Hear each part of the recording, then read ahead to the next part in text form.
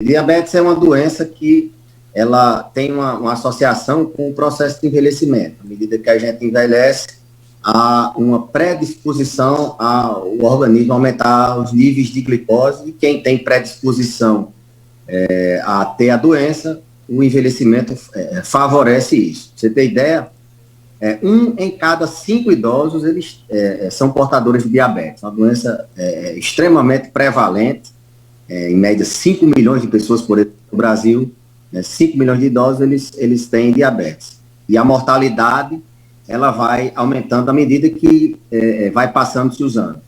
Ela gira em torno de 20% aos 65, aumenta para 30% aos 75, e acima de 85 anos, quem tem diabetes tem uma mortalidade acima de 35%. Então, é uma doença que está, sim, associada, é mais prevalente, aliás, nos idosos. O que fazer para prevenir o diabetes? A gente sempre recomenda aquilo que pode precipitar o diabetes, a gente tem que evitar. Por exemplo, obesidade. Lembrar que a gente não desenvolve diabetes de uma hora para outra, a gente vai desenvolvendo ao longo do tempo. Então, obesidade é um fator de risco. Então, o controle de peso é fundamental. A dieta, a alimentação saudável, com pouca massa, com pouco açúcar, principalmente para as pessoas que têm genética de diabetes, é uma forma de prevenir. Atividade física é uma forma de prevenir.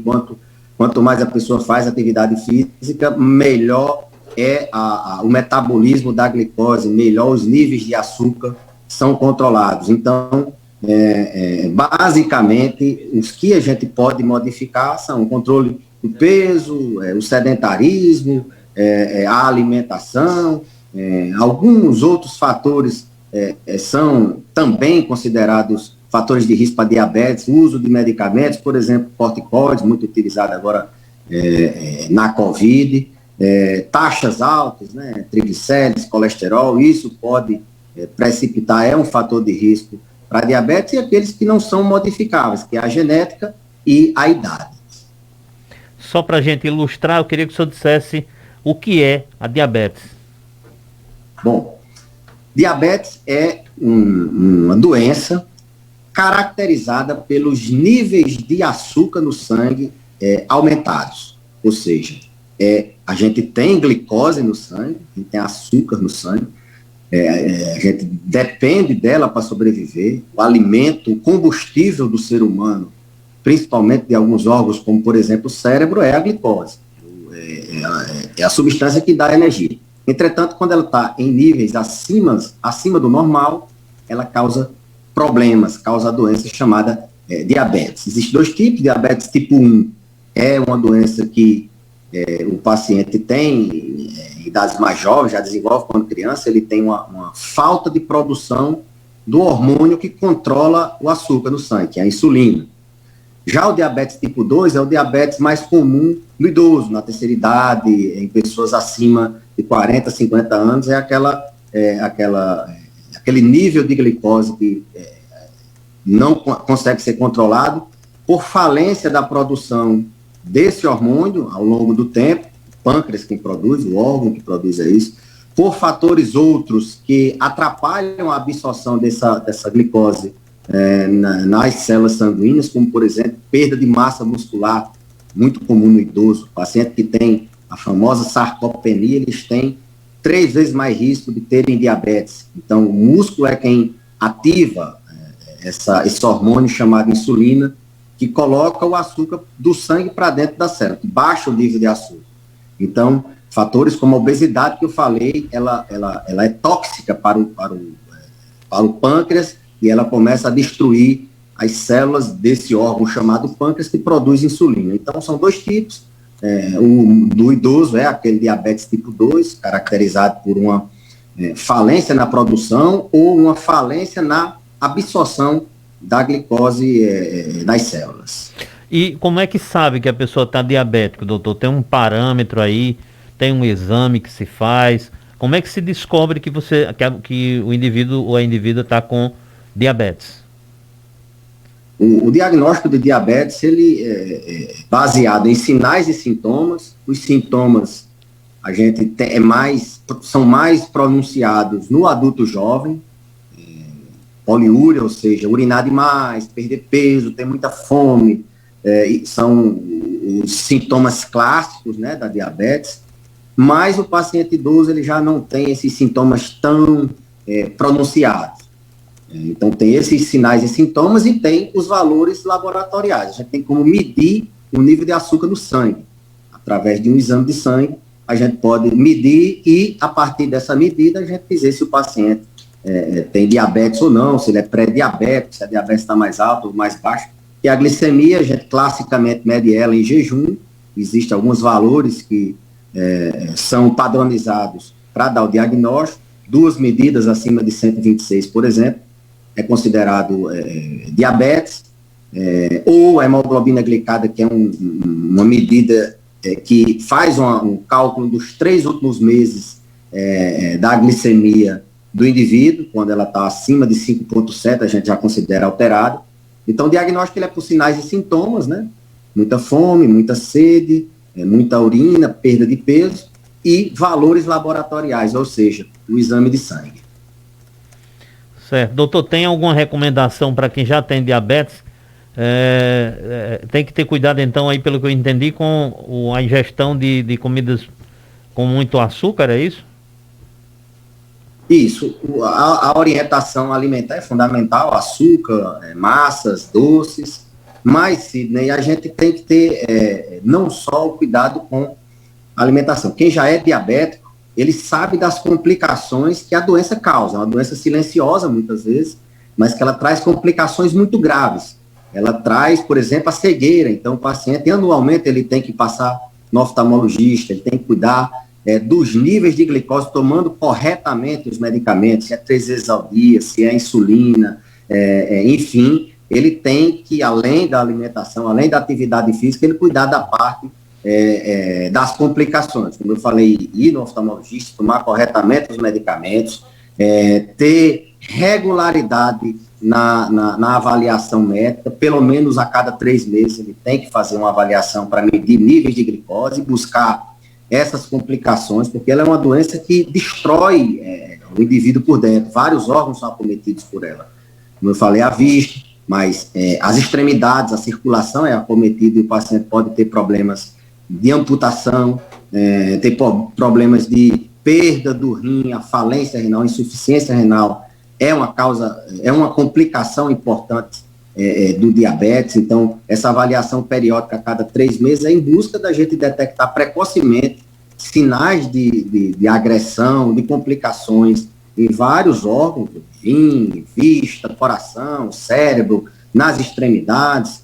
Diabetes também dá muita queda, diabetes dá reação adversa a medicamentos em pacientes idosos que já tomam muitos medicamentos, diabetes da depressão, da Alzheimer. Então, são vários os cuidados que a gente tem que ter, além de controle rigoroso dos níveis de glicemia, coisa que no idoso frágil, aquele idoso mais dependente, a gente até que tem níveis de glicemias um pouquinho mais altos, haja vista o risco de ela baixar de vez a glicose, fazer hipoglicemia.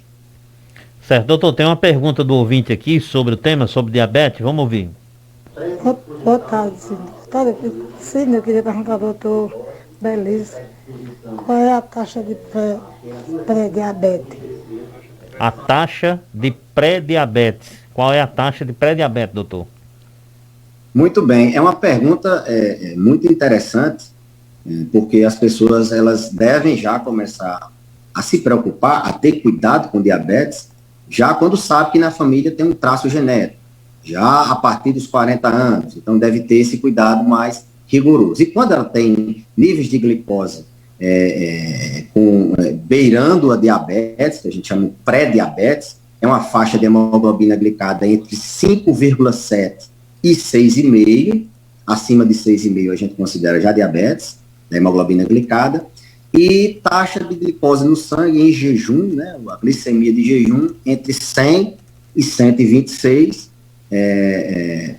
com um teste que a gente faz, aquele teste de tolerância à glicose, garapa, faz a glicemia em jejum e faz um teste após a glicemia. Quando está acima entre 140 e 180 a gente é considerado pré-diabetes. Então, é um nível, antes a gente já tem que ter muito cuidado, aí já tem que estar mudando o estilo de vida, muitas vezes tem até que tomar medicamentos. Isso varia, Sidney. A gente sabe que na velhice, o controle da glicose após uma refeição, ele é mais deficitário. O idoso, ele não produz, a gente quando se alimenta, o fígado produz a insulina para controlar essa glicose após a refeição, que sobe, né? O idoso, ele não tem esse aumento de produção de insulina após uma refeição, então ele tem taxas de glicose após refeição maiores do que o adulto jovem. Quando a gente vai fazer a média, que é esse marcador hemoglobina glicada, mede nos 3 últimos meses, essa média vai estar um pouquinho mais alta. Então, o diagnóstico de pré-diabetes no paciente idoso, ele classicamente pelos mesmos valores do adulto jovem, mas a gente sabe que o idoso pode dar um pouquinho acima da hemoglobina glicada porque ele tem a glicemia pós-prandial um pouquinho alterada. Por outro lado, a gente às vezes passa batido no diagnóstico medindo só a glicemia de jejum no idoso, porque ela pode estar normal, mas a hemoglobina glicada ou a glicemia pós-prandial muito alterada. Então, existe esse detalhe da glicemia de jejum, da glicemia após uma refeição, pós-prandial e da hemoglobina glicada. São testes que a gente pode utilizar para caracterizar pré-diabetes, diabetes, dar o diagnóstico ou guiar nossos objetivos com o tratamento. Tem outro ouvinte fazendo pergunta, vamos lá.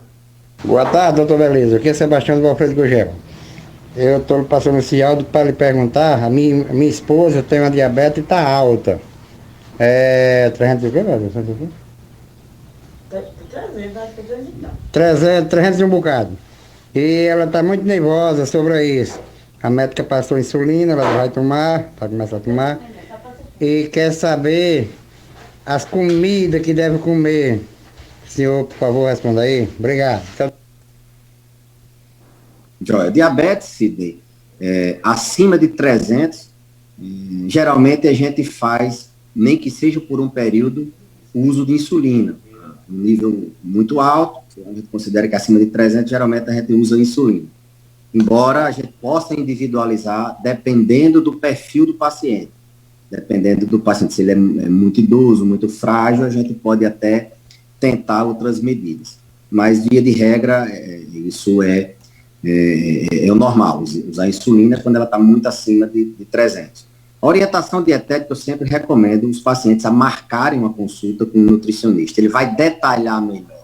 A gente dá orientações gerais de evitar açúcar, de evitar massas. Isso, na maioria das vezes, as pessoas têm dificuldade de fazer, mas eu recomendo fortemente fazer uma avaliação nutricional para que essa dieta seja mais detalhada. Já visto que esses pacientes com a glicose muito alta, a gente muitas vezes tem que contar carboidratos, às vezes até algumas frutas a gente tem que restringir. Isso não é uma regra para todo mundo, então recomendo que ela evite açúcar, evite massa, evite doces, evite, logicamente, outros alimentos não saudáveis, mas marque a consulta para uma avaliação nutricional, e aí ela vai ter um cardápio com várias opções para poder. Dieta é só um dos pilares do tratamento. Lembrar da atividade física, lembrar de tomar corretamente, lembrar das reavaliações periódicas, 3 em 3 meses, lembrar de ter cuidado com os pés, de ter cuidado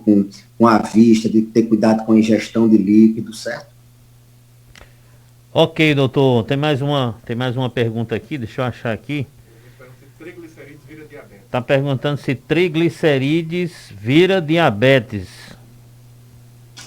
O nível de triglicérides, ele classicamente, ele diz a quantidade de carboidrato, de massa que a gente está ingerindo. Então, a glicose, como eu falei, ela é o nosso combustível, a nossa fonte de energia.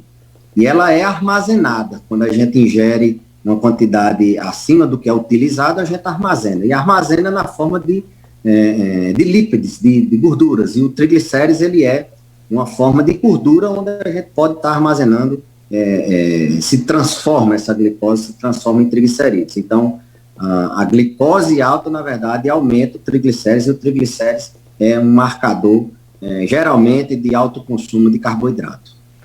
E uma pergunta aqui, fora do tema de diabetes. Doutor, o que pode ser a pessoa acordar com um desequilíbrio na cabeça ao ponto de sentir dificuldade de fazer suas atividades diárias? Desequilíbrio, Sidney, é um tema bastante comum no idoso, né?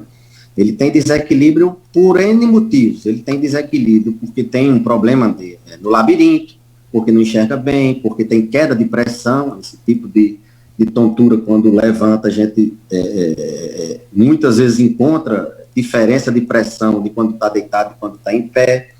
Ele tem desequilíbrio por doenças gerais, por exemplo, diabetes pode dar desequilíbrio, medicamentos podem dar desequilíbrio. Ao amanhecer, o paciente que toma remédio para dormir, ele pode ainda estar sob efeito desse medicamento e ter um desequilíbrio. Jejum prolongado pode dar desequilíbrio, e todos os fatores juntos podem facilitar o indivíduo a não manter o equilíbrio. Tem uma doença que a gente chama de vertigem postural paroxística, que ela cursa exatamente com uma tontura de uma hora para outra, que piora com a mudança de posição da cabeça. É um tipo de doença no labirinto que tem essa característica. Então, o paciente que ou levanta de vez, ou levanta a cabeça, ou olha para o lado, ele pode ter esse tipo de tontura. Mas vale ressaltar que em idosos, o desequilíbrio geralmente é por mais de um motivo. É por um medicamento, é pela doença no labirinto, é pelas pernas que estão fracas, é porque a pressão cai, tem queda quando muda de nível. Então, via de regra, são vários os fatores, os principais são esses que eu falei. Dificilmente tem só uma causa. As causas mais comuns e que pesam mais nesse tipo de tontura ao levantar a hipotensão ortostática, a queda de pressão, e a vertigem postural paroxística benigna, a VPPB, que é um tipo de doença no labirinto. Mas nunca aposte que é só um, geralmente tem mais de um.